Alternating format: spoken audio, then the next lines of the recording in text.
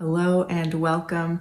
Today I'm going to be reviewing a couple of new products. The first is this new Sisley foundation. This is brand new. It's called the Phyto-Teint Nude. So I'm going to be applying that and sharing my thoughts on this product. This is my fourth time using it today. So I've got a pretty comprehensive review on this. And I'm also going to be using the new McGrath Huetopian Dream palette.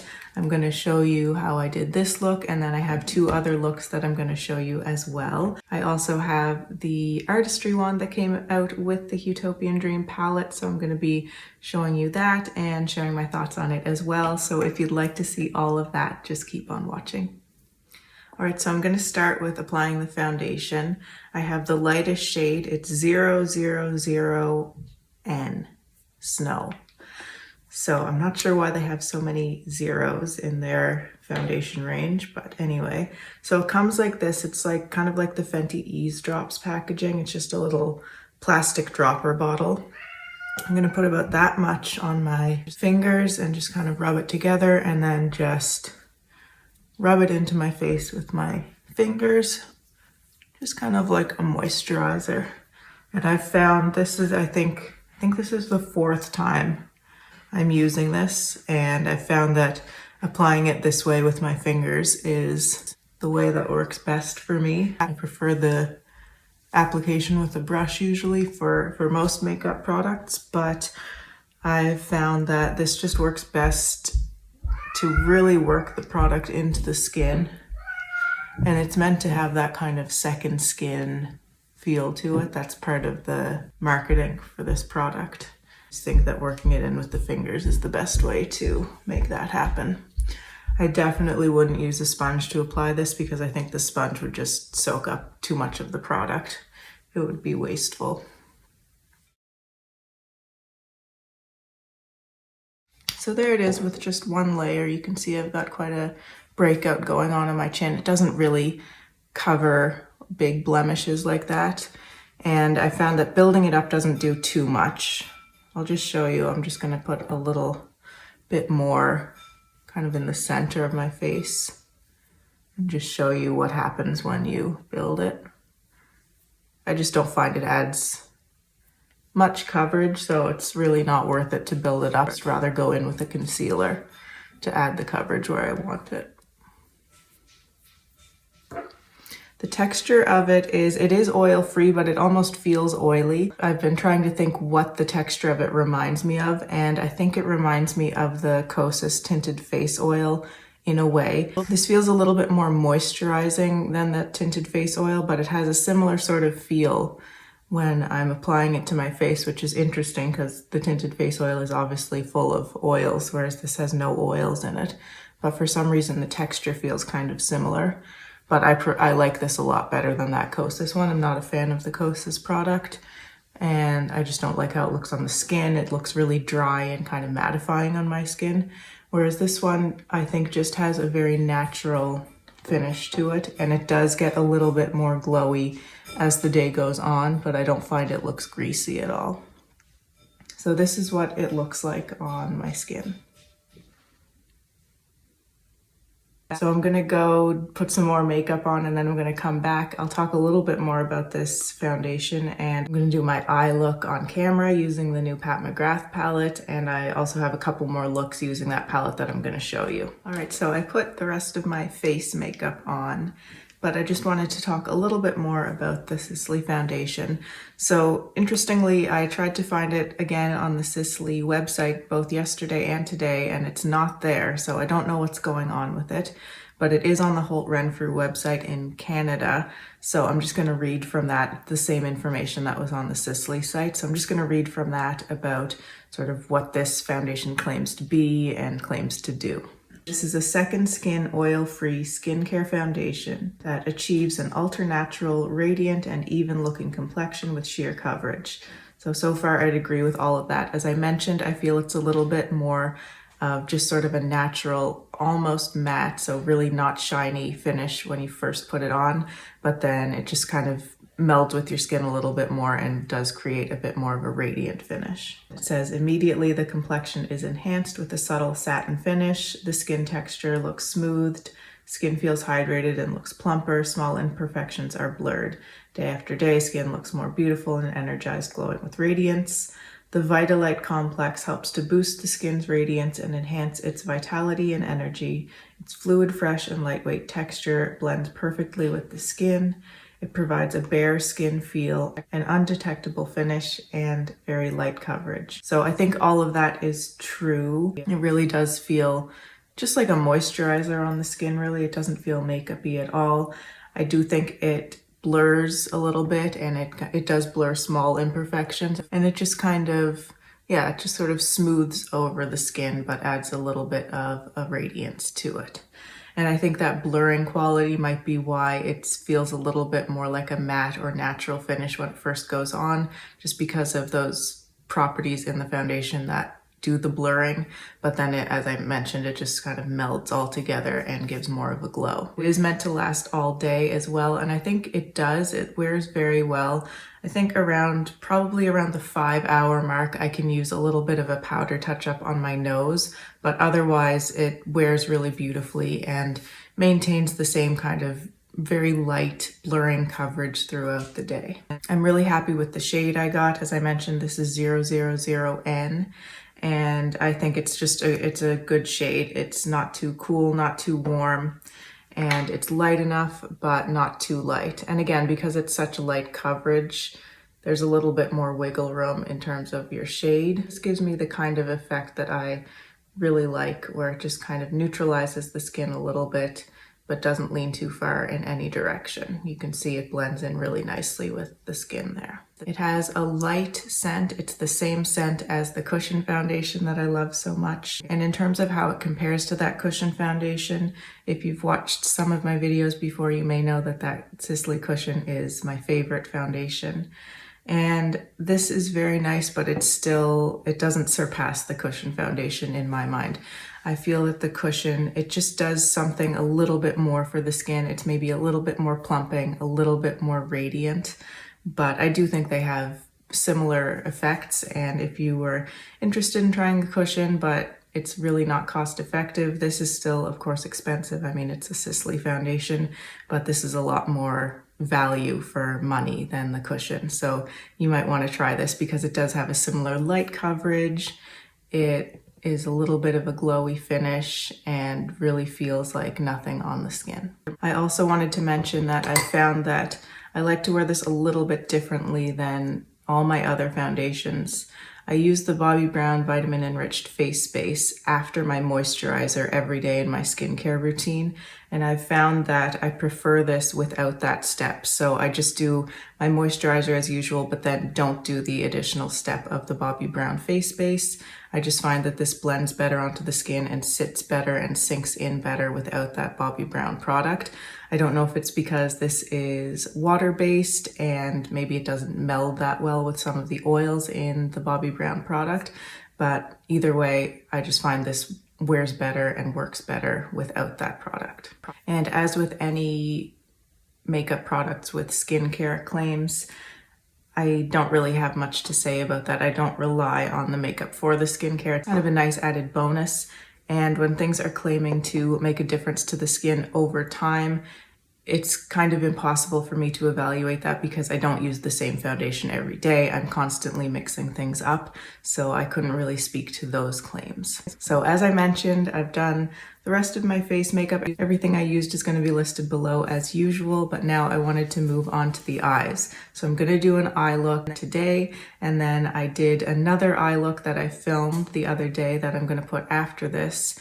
And I did another one. I didn't film the look, but I filmed the end result. So I'm gonna put that in after I do all of this as well. All right, moving on to the Pat McGrath palette. This is the Huetopian Dream palette. It's the Mothership 9. And it took forever to get to me, as Pat McGrath products always do when I order from the Pat McGrath website, even though I selected expedited shipping. But here it is, and it's beautiful. And I think it's excellent quality. I think I've used every shade in the palette except for this one. Everything has been really lovely, and I think it's probably the best quality shadows of any Pat McGrath palette that I've used before.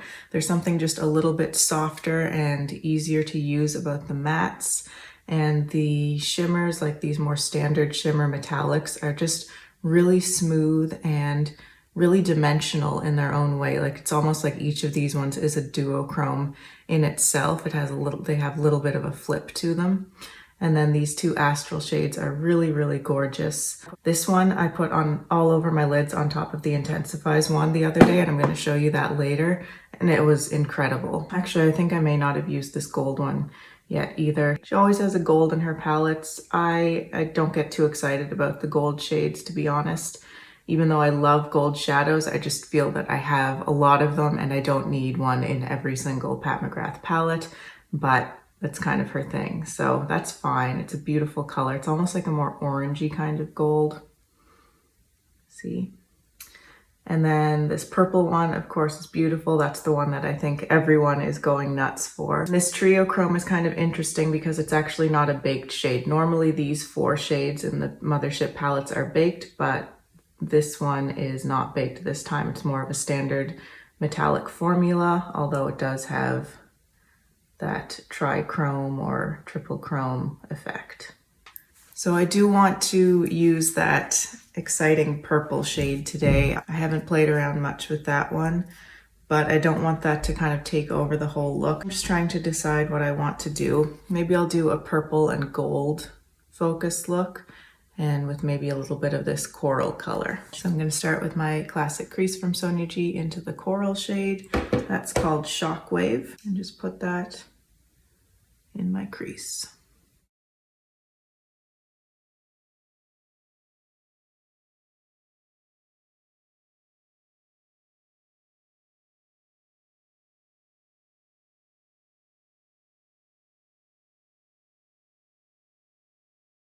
I'm going to take the soft definer into this deeper shade here. This is called Extreme Plum Noir. It's a plummy brown shade. And I'm just going to add a little bit of definition into the crease in the outer corner.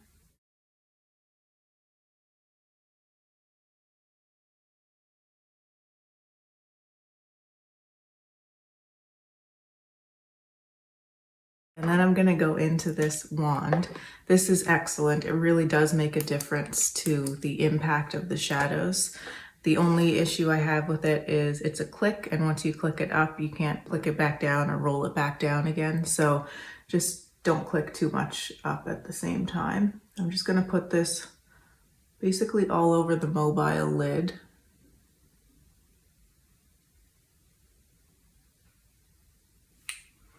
And then I'm going to take my Rephr 02 right into that gold shade. And I'm going to put the gold, on the inner part of the eye. So the inner half of the eye is getting that gold. The gold is called Bronze Solaris 005.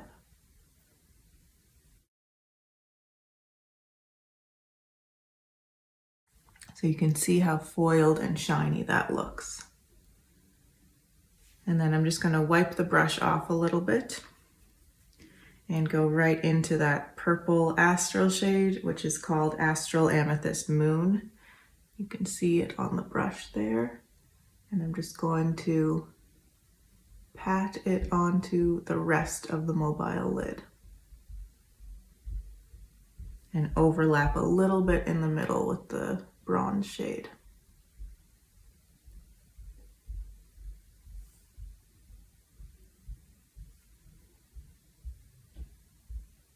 And then just kind of blend lightly up at the top there.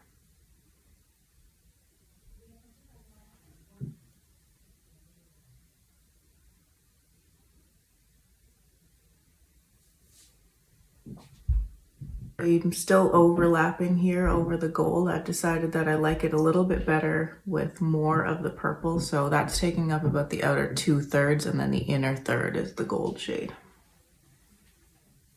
So I'm going to do the same to the other eye, and then I'll be back to do a little bit of a liner and finish things up on the eyes. All right, for the lower lash line, I want to use this shade right here. This is the lightest matte in the palette. It's called Secret Eden. This is a really nice shade. It's almost like a warm mauve type of shade. It's really useful and I think versatile. Works great as a transition as well.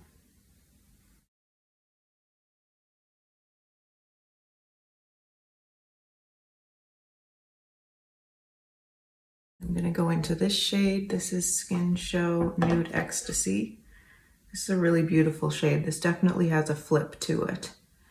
It kind of goes from that off-white shade to a peachy shade. It's really nice. I'm just going to pull that along the inner half of the lower lash line and blend it a little bit into the inner corner too.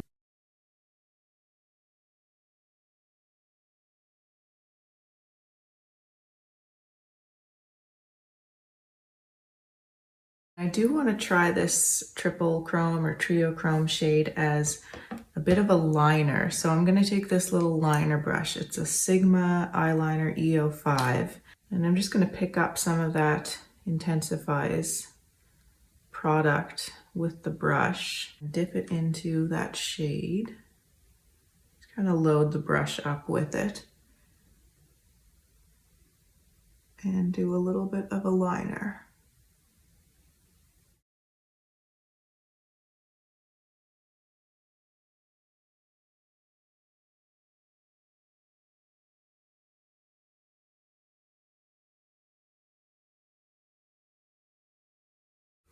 Quite interesting because of the way the color shifts. It doesn't look like a defined liner on top of all those other colors, but it does add a bit of depth and a shape there. And it's kind of neat because it takes on a different color on each different part of the eye and depending on which shadow it's on top of. So you can see there's the difference. It definitely makes a difference to the lash line. I'm going to do the same thing on my other eye.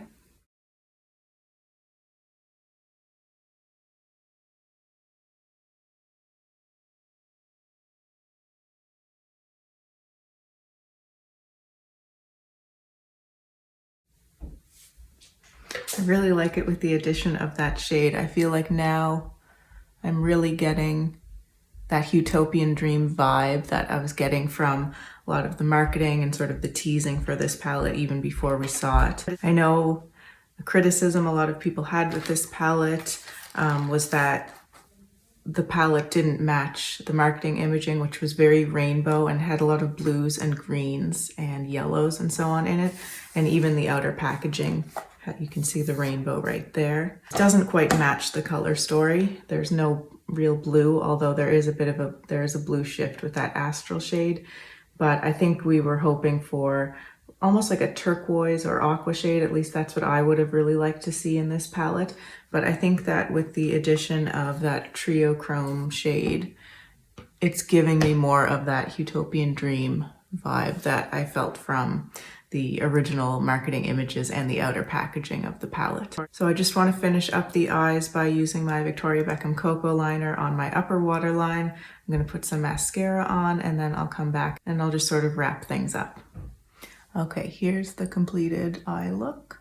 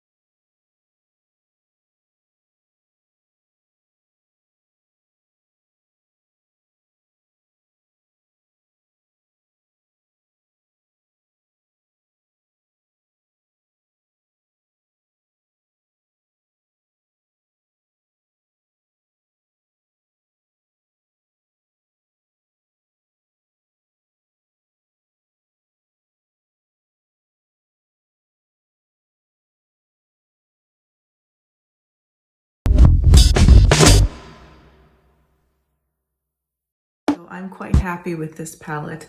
Like a lot of people, I think I was a little disappointed when I saw the color story, and I did agree with a lot of people who thought that it was kind of just a Divine Rose 3 palette, basically, quite similar to Divine Rose 1 and 2. And I mean, it's definitely true that these sort of more mauve tones are present, and the bronzy kind of tones here are present in the Divine Rose 1 and 2 palettes, but I feel that these, for some reason, once I saw this in person, I liked it a lot more, and I just like the way that these tones are more neutral versions of mauves or warmer mauves, not overly cool, and I just find them really flattering and useful shades. And again, I think that both the mattes and the metallics are a bit of an improved formula from Pat's other palettes. These two astral shades I think are really special. The Trio Chrome, I'm kind of pleasantly surprised by how much I like it, because the shifts in this one, it's just, these aren't colors that I really gravitate to, but I really like the way that it worked as a liner, and I'm looking forward to playing with that more. And I think actually this bronzy gold shade is quite nice as well. I like the pop of this coral here too. I think I've said everything that I wanted to say about the foundation. The Artistry Wand I think is an excellent tool if you do like using the Pat McGrath special shades. I love her astral shades. If you like using those or any other sort of shimmery shades, if you like to really amplify them, I think this is a really excellent tool. Very easy to use. I prefer using this to using something like just wetting my brush or using a MAC Fix Plus. I just find this easier and even more effective than those. So I do think this is a really great option if this is the type of thing that you would use. So that's it for this video. Let me know if you have any questions or comments. I always love to see those. If you'd like to see more from me and you haven't subscribed to my channel already, I'd love for you to do so.